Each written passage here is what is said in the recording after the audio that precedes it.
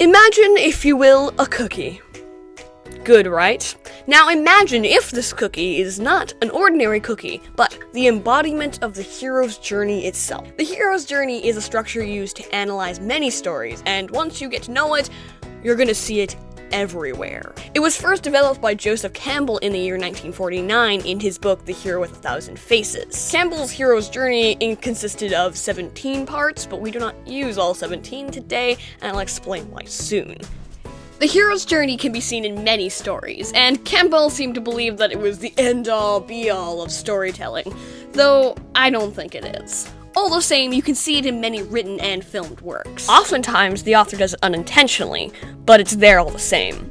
Some examples I could think of are Star Wars, Lord of the Rings, Ghostlight, and Harry Potter.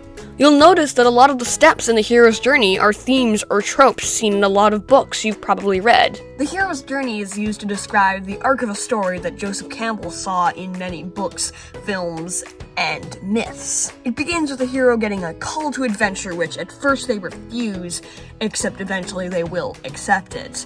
Then we move on to meeting with the mentor, which is, as it sounds, getting advice from a mentor figure, in whatever shape that takes. The next few stages of the archetype involve trials, tests, and tribulations, but it's basically just the climax to the pre-climax-ish. And then we resolve the journey with the hero returning home with the elixir, which is anything from a magical boon to just gain knowledge. And this is why it's like a cookie.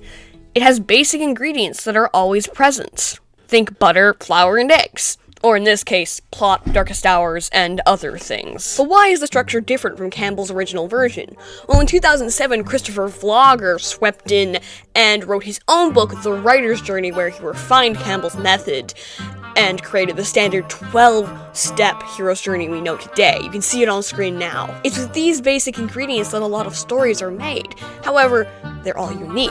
Not all cookies have chocolate chips, but ours does. The reason why all of these archetypes seem to follow the recipe, the hero's journey, is because it highlights the basic ingredients that have been used for millennia and are fundamental parts of storytelling. Or baking. Greek myths use these fundamentals, folklore, epic poems, and many books in the present day. Obviously, there is something about this archetype which allows it to appear everywhere, and I believe that it's because it identifies profound pillars of storytelling of which most stories are built. However, is it a useful tool for writers, and what are my thoughts on it? While I do think the hero's journey is a really fundamental element of storytelling, I also don't think we should attach more meaning to it than it actually has. This is not to say the hero's journey is useless by any means, but I do think that using it as an end-all, be-all structure for storytelling is limiting to the creator. In a cookie, the basic ingredients, which I highlighted before, don't have to be the basic ones. There can be gluten-free, vegan, and so many other types of cookies too, all of which have their own sets of basic ingredients that might not be eggs or flour. What I'm trying to say is that if we limit ourselves to these predetermined guidelines, there's no room for growth or exploration. Part of what makes a lot of stories really interesting is how unique they can be. However, if we're all following one structure, we lose that. I have the same view on many other archetypes, because I think, and remember, this is my opinion only, that while these structures are a great way of analyzing stories, I'm not always certain if they're the best way of building them. I still think it's important to study these archetypes. It helps us learn about the fundamentals that make up so many stories. However, remembering that these are simply archetypes is important too, because it allows us to think outside the box and not worry if we're following a structure correctly. Personally, I like stories that use a whole mix of archetypes. It helps create a whole new unique story that uses these basic pillars of storytelling identified in the hero's journey and a couple other archetypes. An example of this could be The Way of Kings by Brandon Sanderson. This book uses elements of the hero's journey, overcoming obstacles, refusal of the call, yada yada yada, but ignoring other parts like Return the Elixir or The Hero Returns Home Triumphant. That doesn't happen in The Way of Kings. The Way of Kings focuses on a lot of character depth, but also a really well-developed world around it. So there is the hero's journey, a useful way to analyze stories and all the things that surround it.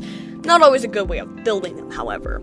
Though I do not think we should discredit it, because it is a useful way of looking at stories and thinking about them, and seeing the connections between them. However, this has been a discussion about the hero's journey. If you'd like to talk about world building with me, that video is right here. And if you'd like to see anything else from me, take a look at the rest of videos I've made. Thank you so much for watching, and I'll see you in my next video. I hope your day is full of wonder.